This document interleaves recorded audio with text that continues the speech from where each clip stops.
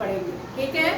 परिसंचरण तंत्र, मनुष्य में परिसंचरण तंत्र में 3 अंग उसमें इन्वॉल्व होते हैं, आपको बताया गया है। 3 अंग मिलके मनुष्य के परिसंचरण तंत्र का निर्माण करते हैं।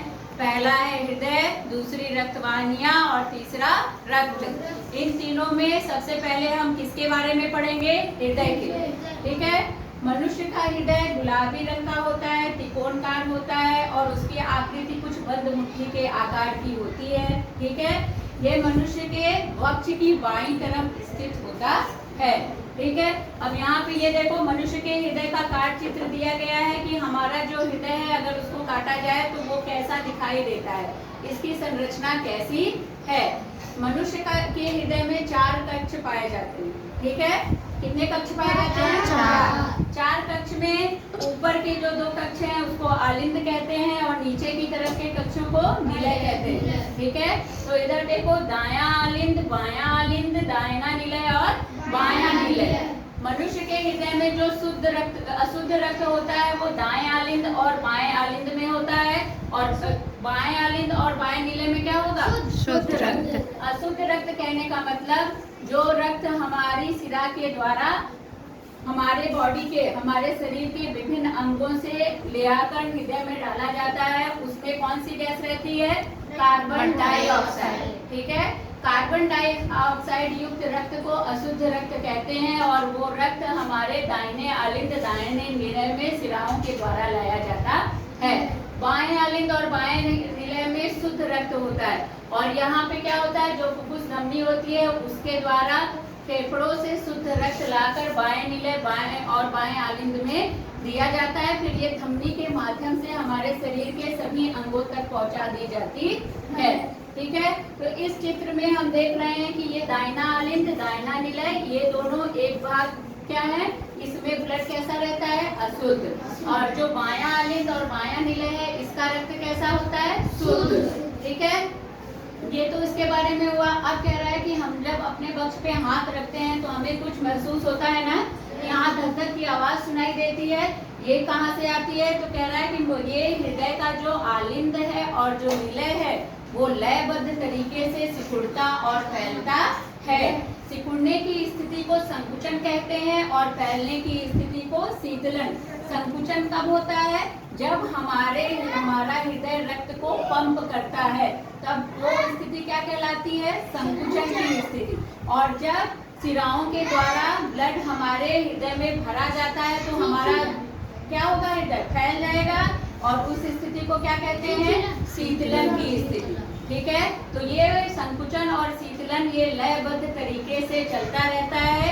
एक स्वस्थ मनुष्य का हृदय 1 मिनट में कितनी बार धड़कता है? 72 बार। तो मतलब 1 मिनट में हमारा हृदय 72 बार सिकुड़ता और 72 बार फैलता है, मतलब उसमें 72 बार रक्त भरता है और 72 बार पंप होता है।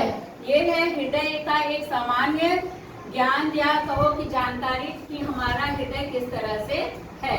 अब इसमें रक्त का परिसंचरण कैसे हो रहा है, उसकी क्रियाविधि क्या है, कैसे रक्त इसमें जाता है और कैसे पंप किया जाता है, फिर फेफड़ों में जा रहा है और फिर शुद्ध होकर फिर हृदय में आके फिर धमनियों के माध्यम से क्या हो जाता है? शरीर को भेज दिया जाता है। इसका एक व्यवस्था चित्र यहाँ पर दिखाया गया है। देखो, इसमें ये 2 फेफड़े हैं। ठीक है। ये हृदय है। यहाँ से जो धमनी जा रही है इसे फुफ्फुस धमनी कहते हैं। यहाँ से ये जो आ रही है वाहिका, इसको फुफ्फुस शिरा कहते हैं। ठीक है। फिर इधर से देखो, एक धमनी नीचे जा रही है जो आगे केशिकाओं में विभक्त हो जा रही है और यहाँ से केशिकाएं फिर जा रही हैं किसमें? हृदय में। तो देखो, इधर वाले को कहते हैं धमनी, इधर वाले को क्या कहेंगे? शिरा। धमनी में जो रक्त होता है वो शुद्ध होता है। शुद्ध कहने का मतलब उस रक्त में ऑक्सीजन मिली हुई होती है। ठीक है। ऑक्सीजन युक्त रक्त को शुद्ध रक्त कहते हैं। और शिरा में कैसी होगी? अशुद्ध। शिराओं का काम क्या है कि ये हमारे शरीर के विभिन्न अंगों से अशुद्ध रक्त को ले जाकर हृदय तक पहुंचाने का कार्य करती है। और ये जब रक्त हृदय में चला गया बेटा, तो ये जो फुफ्फुस धमनी है, कहने को ये भी धमनी है ना, लेकिन इसके नाम में अपवाद क्या है कि धमनी में शुद्ध रक्त होता है और फुफ्फुस धमनी में कैसा रक्त होता है? अशुद्ध। ठीक है। तो ये जो रक्त शिरा के द्वारा हृदय में गया, उसके दाहिने आलिंद और निलय से होता हुआ वो फुफ्फुस धमनी से फिर हमारे फेफड़ों में जाता है। फेफड़ों में जो रक्त वाहिकाएं होती हैं, वहीं पे जब हम सांस लेते हैं तो ऑक्सीजन फेफड़ों तक जाती है ना श्वास नली के द्वारा, तो वही रक्त वाहिकाओं में ऑक्सीजन और कार्बन डाइऑक्साइड का क्या हो जाता है, आदान प्रदान। मतलब जो रक्त अशुद्ध था जिसमें CO2 थी, जब वो फेफड़ों में गया और वहाँ की वायु की जो केशिकाएं हैं उससे ऑक्सीजन आया, तो यहाँ की रक्त वाहिकाओं में से CO2 निकल जाता है और ऑक्सीजन उसमें मिल जाती है। ठीक है, तो वो रक्त फिर कैसा हो जाएगा, शुद्ध। तो फेफड़ों से फिर फुफ्फुस सिरा में अशुद्ध होता है, लेकिन फुफ्फुस सिरा में कैसा रक्त होता है, शुद्ध। तो ये फुफ्फुस सिरा में फेफड़ों से शुद्ध रक्त फिर हमारे हृदय के बाएं आलिंद और बाएं नीले में आता है। बाएं आलिंद और बाएं नीले से फिर क्या हो जाएगा, ये धमनियों के माध्यम से शरीर के विभिन्न अंगों तक पहुंचा दिया जाता है। इस तरह से ये परिसंचरण तंत्र, ये रक्त का जो परिसंचरण है हमारे शरीर में निरंतर चलता रहता है।